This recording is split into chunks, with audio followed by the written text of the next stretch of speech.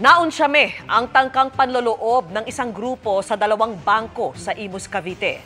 Nabisto kasi ang ginawa nilang hukay at nahuli ang 3 umanong miyembro. Nakatutok si Marisol Abduraman, exclusive. Pinasok ng mga otoridad ang tunnel nito sa Imus, Cavite. Nasa ilalim ito mismo ng kalsada.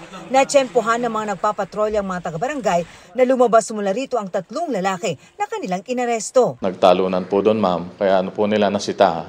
Nagkataon po yung ating mga kapulisan, habang hinahabol po nila itong 3 ay nagpapatrolya. Nakahingi po sila ng tulong at naaresto. Naunsami po yung balak ng termite gang na magnakaw. Dito raw sa manhole na ito pumasok ang mga suspect. Naghukay sila sa ilalim at target na pasukin ang 2 bangko.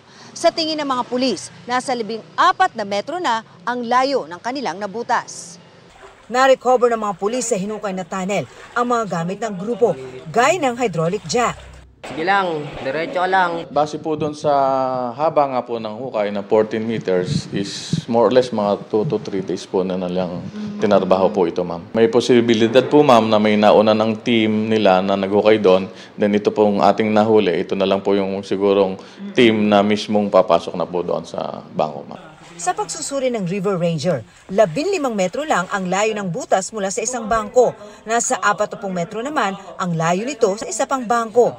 Kwento ng isa sa mga suspects, may nag-utos sa kanila na pumasok sa ginawang tunnel. Pumasok kami doon, ma'am, tapos malaking tubig, hindi kaya po, ma'am.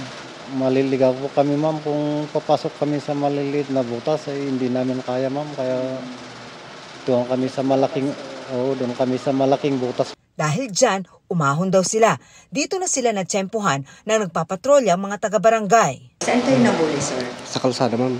Katulog ko din. Ito yung kaaahon nyo lang, di ba, sir? Mula sa ilalim. Harapin na lang. Kayo ba yung nakulong na dati? Oo. Anong kaso po?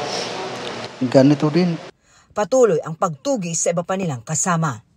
Para sa GMA Integrated News, Marisol Abduraman, nakatuto 24 oras.